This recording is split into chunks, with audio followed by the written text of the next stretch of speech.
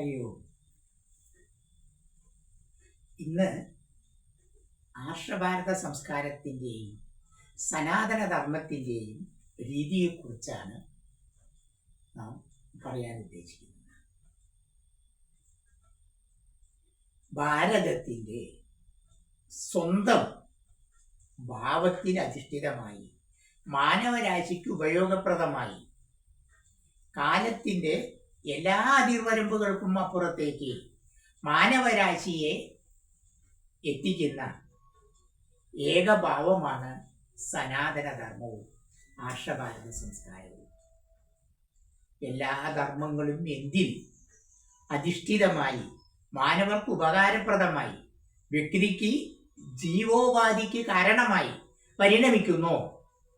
ഇതിനെയാണ് നാം സാധാരണ ആർഷഭാരത സംസ്കാരം എന്ന് പറയുന്നത്. എല്ലാ കർമ്മങ്ങളും ധർമ്മങ്ങളും എന്തിലന്വയിച്ചാൽ വ്യക്തിക്ക് ഈശ്വരീയമായ ഭാവത്തിലൂടെ ശാന്തമായി സമാധാനമായി ഭൗതിക ജീവിതം കഷ്ടപ്പാടും ദുഃഖവും ദുരിതവുമില്ലാതെ മുന്നോട്ട് പോകാമോ, ഈ സംസ്കാരമാണ് സനാതനധർമ്മം. ഈ ധർമ്മം പാലിച്ച് വ്യക്തികൾക്ക് എപ്പോഴും ശാന്തിയും സമാധാനവും ശ്രേയസ്സും സ്വാംശീകരിക്കാം. വളരെ ലളിതമായ ഒരു കാര്യം പറയുമ്പോൾ, ഒരു ഗൃഹസ്ഥന് കിട്ടുന്ന 10 രൂപയിൽ 2 രൂപ കൊണ്ടുപോയി ആദ്യമേ ഗുരുവിന് സമർപ്പിക്കണം എന്നാണ്.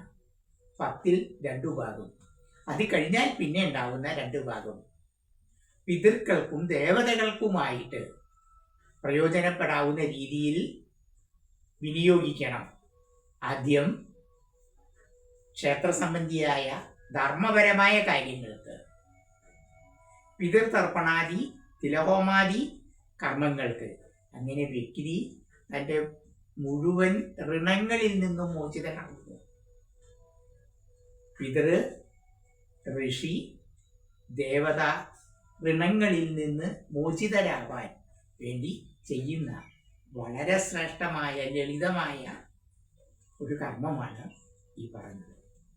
2 രൂപ കൊണ്ടുപോയി ഗുരുവിന് സമർപ്പിച്ചാൽ ഗുരു അത് തനിക്ക് കിട്ടുന്ന എന്തും ലോകത്തിനെ സമർപ്പിക്കും. ഇത് അനുഭവിക്കുന്നത് ഈ കൊണ്ടുകൊടുത്തവരും കൂടി ചേർന്ന സമൂഹത്തിൻ്റെ ഒരു ഭാവമാണ്.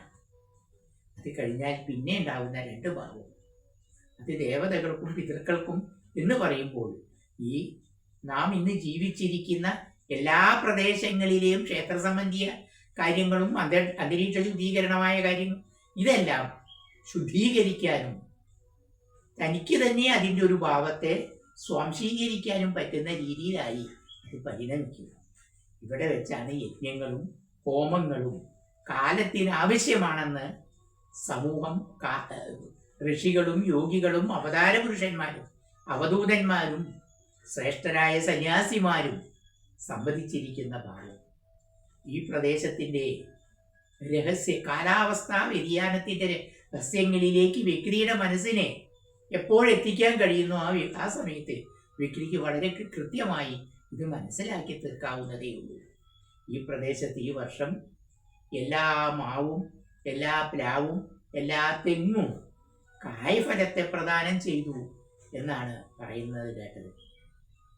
കൂടാതെ ഒരുവിധം എല്ലാ സമയങ്ങളും ജലവർഷം സാധ്യമായി. അതോടുകൂടി ഈ പ്രദേശത്തിൻ്റെ വരൾച്ചയും മാനവരാശിയുടെ സങ്കടങ്ങളുടെ പരിഹാരവുമായി തീർന്നു.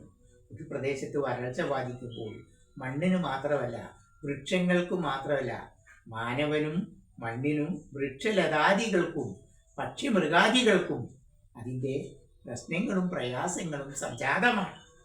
ഇതിൽ നിന്നുള്ള മോചനം ഈ വർഷം സാധിച്ചു എന്നാണ് പറയപ്പെട്ടത്. ഇതേപോലത്തെ ഒരു സംസ്കാരത്തിലൂടെ മാനവര് മുന്നോട്ടു പോയാൽ അവർക്ക് ദുഃഖ ദുരിതാദി വ്യസന വിഷമങ്ങളിൽ നിന്നുള്ള മോചനം സാധ്യമാണ്.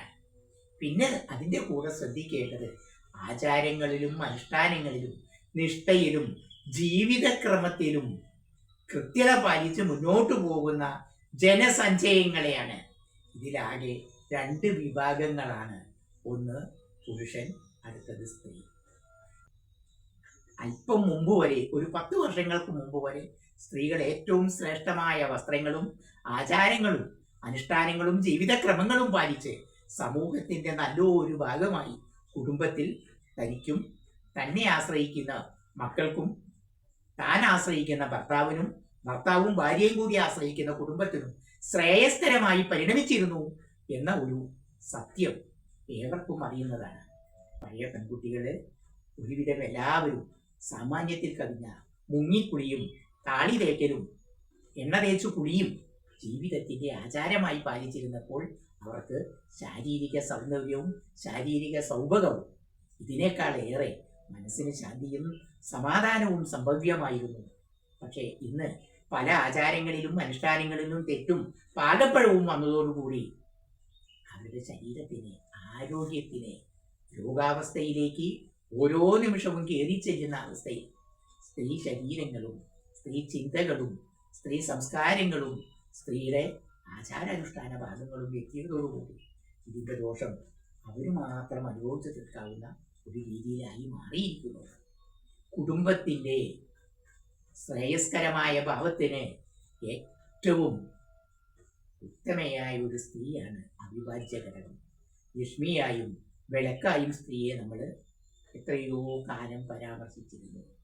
ഇന്ന് കെട്ടവിളക്കും കുത്തുവിളക്കുമായി തീരുകയും വീട്ടിൽ ലക്ഷ്മി എന്നൊരു ഭാവത്തിൽ നിന്ന് സ്ത്രീഭാവം തെന്നിപ്പോവുകയും ചെയ്തതോടുകൂടി കുടുംബത്തിന്റെ സംസ്കാരവും പാരമ്പര്യവും ഇത് അടുത്ത തലമുറയിലേക്കും ബാധിച്ചിരിക്കുന്നു. അടുത്ത തലമുറയെ ബാധിച്ചത് ഇനി തലമുറകളായി മുന്നോട്ടു പോവുകയും ഈ ഹർഷഭാരത സംസ്കാരവും സനാതന ധർമ്മവും ഇല്ലാതെയായി തീരുന്നതോടുകൂടി ഒട്ടും വേദനിക്കേണ്ട ഈ ഭാരതഭൂമി ആർക്കും താമസയോഗ്യമല്ലാതെ ആയിത്തീരും എന്നത് സർവർക്കും ജീവിതഗതിയിൽ ഉൾക്കൊള്ളേണ്ട ഒരു നഗ്ന യാഥാർത്ഥ്യമാണ്. അതുകൊണ്ട് സ്ത്രീകൾ, കുലസ്ത്രീകൾ, കുടുംബസ്ത്രീകൾ, ഭാര്യമാർ, അമ്മമാർ പ്രത്യേകം ശ്രദ്ധിക്കേണ്ട ഒരു കാര്യം ആർഷഭാരത സംസ്കാരത്തിനും സനാതന ധർമ്മത്തിനും അധിഷ്ഠിതമായിട്ടായിരിക്കണം അവരുടെ ചിന്തകൾ, വസ്ത്രധാരണം, മുടിയുടെ സംരക്ഷണം, ഭക്ഷണം എല്ലാം. അതല്ലാതിരുന്നാൽ ഇനി വരുന്ന തലമുറയിലേക്ക് മാത്രമല്ല തലമുറകൾ ഇതിന്റെ ദുഃഖവും ദുരിതവും കഷ്ടപ്പാടുകളും പേറി കഴിഞ്ഞു പോയവരെ ഓർമ്മിക്കാതെ ജീവിച്ചിരിക്കുന്നവരെ ശ്രദ്ധിക്കാതെ സ്വാർത്ഥതയുടെ കൊടുമുടിയിൽ കയറി താണ്ഡവമാടുന്ന അവസ്ഥയിലൂടെ മുന്നോട്ട് പോയിക്കൊണ്ടിരിക്കും എന്നൊരു യാഥാർത്ഥ്യത്തെ എല്ലാ കുലസ്ത്രീകളും, എല്ലാ ഭാര്യമാരും, എല്ലാ അമ്മമാരും സാമൂഹ്യ വ്യവസ്ഥിതി അനുസരിച്ച് ജീവിക്കുന്നവരും ഉൾക്കൊണ്ടാലും ഹരിയോ